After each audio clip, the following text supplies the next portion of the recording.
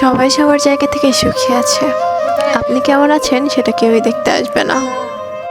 তবে আপনি কিভাবে ঘুরলেন ফিরলেন, কোথায় গেলেন না গেলেন, এসবে জাজ করার মানুষ অনেক আছে। আপনি ভালো থাকলেন এটা সহ্য করার মানুষ একটাও নাই।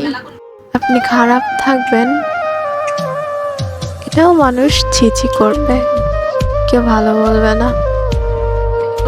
আপনি মধ্যবিত্ত টাইপের চলবেন, কোথাও দাম পাইবেন না। পাইবেন শুধু আম্মুর ভালোবাসা, বাবার ভালোবাসা, হয়তো ফ্যামিলির ভালোবাসা। এর বাইরে আর কেউ তো আপনাকে পছন্দ করবে না। আপনি একটা শখের জিনিস কিনতে যাবেন, কিনতে পারবেন না, জিনিসটার এত দাম। জীবনে সুখী হতে গেলে আগে করা উচিত ইনকাম।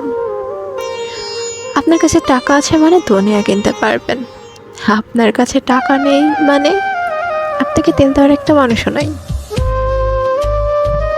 সবসময় নিজে ভালো থাকবেন, নিজেরটাকে দেখবেন।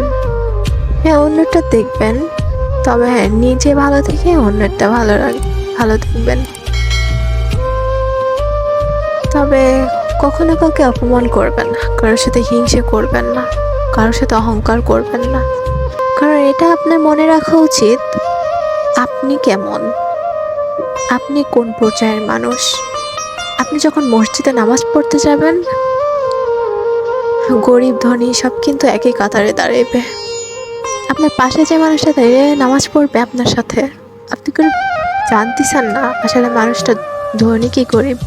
আপনি কিন্তু না জেনে শুনেই নামাজ পড়তেছেন। হতে পারে মানুষটা গরিব, তাই বলে কি আপনি নামাজ বাদ দিয়ে চলে আসবেন?